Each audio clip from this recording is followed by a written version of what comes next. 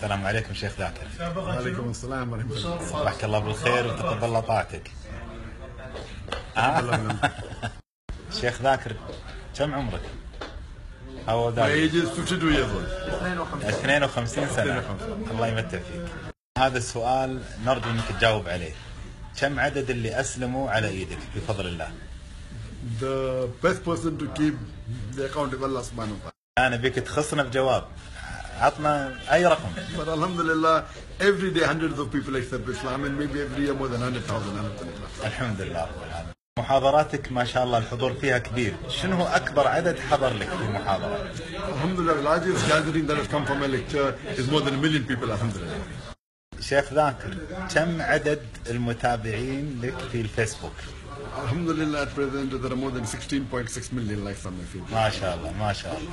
كم عدد المتابعين لقناتك قناة السلام؟ Alhamdulillah, on the Peace TV network at present there are more than 250 million viewers, which is the largest. Alhamdulillah. اللهم بارك. راح اسالك سؤال شيخ ذاكر لكن نحتاج ان نصوره بمقطع فيديو لان السؤال طويل شوي. شيخ ذاكر نبي اغرب موقف مر عليك اثناء مناظراتك مع الناس اللي ناظرتهم. Now the Hindu asked me the question that when the first revelation was given by Archangel Gabriel to Prophet Muhammad sallallahu alaihi wasallam, Iqra, he replied, "Ma ana biqari, I cannot read."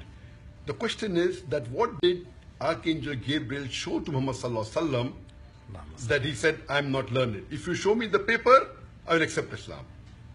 I told him that, "Do you know Japanese?" He said, "No, I don't know." I asked him, "Did I show you any paper that you said you don't know Japanese?" So paper need not be shown for a person who said not know the language. الله أكبر الله. هذا عند الطبري ولا عند من كثير ولا ما لقيتها عند أحد؟ أترجم لكم المشهد والموقف اللي ذكره. يقول إنه كان في ندوة جماهيرية وواحد سأله سؤال ذكي وصعب ووقتها ما كان يملك الجواب. السائل يقول جبريل لما جاء للنبي صلى الله عليه وسلم وقال له اقرأ، هل كان في كتاب وراه إياه وقال له اقرأ؟ فالشيخ ذاكر يقول أبي الآن أفكر بالجواب، فبديت أقول له سؤالك ذكي ممكن تعيده، فأثناء الإعادة عرفت الجواب. فيقول قلت له هل تعرف تقرأ اللغة اليابانية؟ فقال لا.